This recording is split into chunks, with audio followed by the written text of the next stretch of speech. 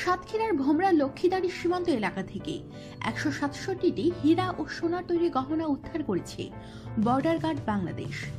রোববার বিজিবির সাতক্ষীরা ব্যাটালিয়ন সদর দপ্তরে এক সংবাদ সম্মেলনে এই তথ্য জানানো হয়।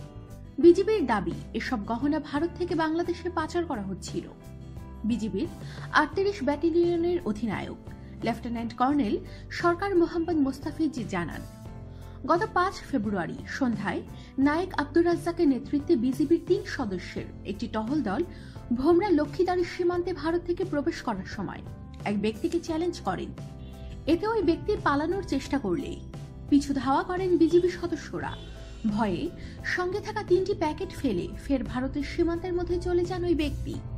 সীমান্তের মেইন পিলার 3-এর সাব পিলার 2 থেকে 3-এর কাছে এই ঘটনা ঘটে।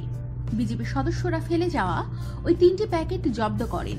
প্যাকেটগুলোতে স্বর্ণের উপর সেট করা 97টি ডায়মন্ড যুক্ত আংটি, 20টি লকেট ও 50টি নাকফুল পাওয়া যায়। পরে সেগুলো পরীক্ষার জন্য খুলনায় পাঠানো হয়। সরকার মোহাম্মদ মোস্তাফিজ জানান, পরীক্ষা নিরীক্ষা করে নিশ্চিত হওয়া গেছে যে এগুলো 18 ক্যারেটের গহনার উপর নিপুণভাবে সেট করা মূল্যবান হীরা। সব মিলিয়ে এসবের আনুমানিক দাম 70 লাখ টাকা বলেও জানান এই কর্মকর্তা। এ ব্যাপারে সাতক্ষীরা সদর থানায় একটি মামলা হয়েছে। জব্দ করা গহনা শুল্ক বিভাগে জমা দেওয়া হয়েছে বলেও সংবাদ সম্মেলন থেকে জানানো হয়। আমাদের সাথেই থাকুন আর অবশ্যই সাবস্ক্রাইব করুন।